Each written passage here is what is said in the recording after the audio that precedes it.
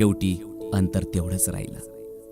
लहानपणी आई डबा करून द्यायची, पण लोकांना हॉटेलमध्ये खाताना बघितलं की खूप वाटायचं आपणही खावं हॉटेलमधलं. पण आई म्हणायची, ती श्रीमंत माणसं आहे म्हणून पैसे खर्च करून खाऊ शकतात, आपण नाही खाऊ शकत बेटा. मोठं झाल्यावर हॉटेलचं खायला लागलो तर आरोग्याच्या काळजीनं लोक घरचा डबा खाताना दिसू लागली. शेवटी अंतर तेवढंच राहिलं. लहानपणी गरिबीमुळे मी सुती कपडे घालायचो, तेव्हा लोक टेरिकॉट पॉलिस्टरचे कपडे घालायचे. खूप वाटायचं आपणही असे कपडे घालावे. मोठेपणी टेरिकॉट घालायला लागलो तर लोक सुती वापरायला लागलीत. सुती कपडे आता महाग झालीत. शेवटी अंतर तेवढंच राहिलं.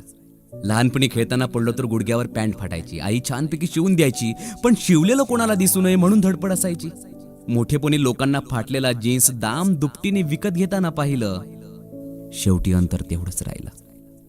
लहान होतो तेव्हा दूध नसल्यानं घरी गुळाचा चहा मिळायचा आणि लोकांना साखरेचा पिताना बघायचो. वाटायचं आपणही साखरेचा चहा प्यायला पाहिजे. आता मी साखरेचा चहा प्यायला लागलो तर लोक गुळाचा ब्लॅक टी पित आहेत. शेवटी अंतर तेवढंच राहिलं. लहानपणी सायकल दामटायचो तेव्हा लोक दुचाकी चारचाकी मधून फिरताना बघायचो. वाटायचं आपणही कधीतरी कारमध्ये फिरावं.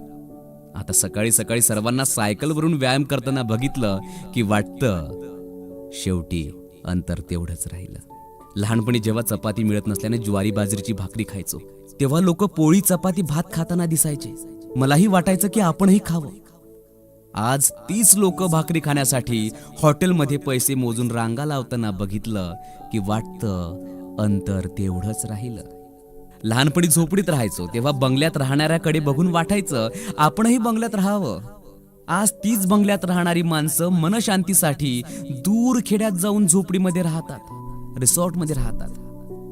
तेव्हा वाटतं शेवटी अंतर तेवढंच राहिलं. आता कळलं हे अंतर असंच कायम राहणार. मग मनाशी पक्क केलं जसं आहे तसंच राहणार, कुणाचं पाहून बदलणार नाही. मित्रांनो, तुम्ही जसे आहात ना तसेच राहा. तुम्ही खूप गोड आहे. जे तुमच्याकडे आहे ना तेच तुमच्यासाठी योग्य आहे. म्हणूनच जसे आहात तसेच राहा. तुम्ही खूप छान आहे मित्रांनो.